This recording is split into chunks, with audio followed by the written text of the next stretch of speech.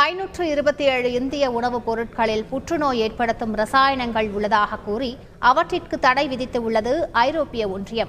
அது குறித்து விவரிக்கிறது இந்த செய்தி தொகுப்பு.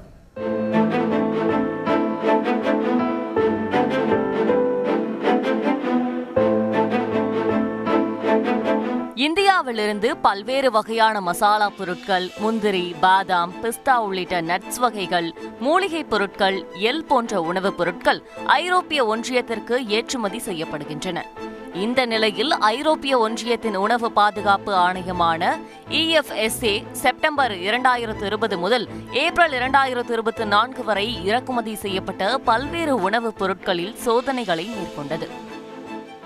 அதில் இந்தியாவில் தயாரிக்கப்படும் 527 வகை உணவு மற்றும் மசாலா பொருட்களில் புற்றுநோயை உண்டாக்கும் எத்திலின் ஆக்சைடு என்ற ரசாயனம் உள்ளது கண்டறியப்பட்டுள்ளதாக கூறப்படுகிறது. இதைத் தொடர்ந்து அவற்றின் இறக்குமதி மற்றும் விற்பனையை ஐரோப்பிய ஒன்றியம் தடை செய்துள்ளது. மேலும் இந்தியாவிலிருந்து கடல் மார்க்கமாக அனுப்பப்பட்ட 87 கண்டெய்னர்களை திருப்பி அனுப்பியுள்ளது. இவற்றில் 313 வகை நட்ஸ்கள், எள், விதைகள், 60 வகை மூலிகைகள் மற்றும் மசாலா பொருட்கள், 48 வகை சத்துணவுகள் மற்றும் 34 இதர வகை உணவுப் பொருட்கள் அடங்கும். இந்த 527 வகை உணவுப் பொருட்களில் 332 ரகங்கள் இந்தியாவிலிருந்து மட்டும் ஏற்றுமதி செய்யப்பட்டவை.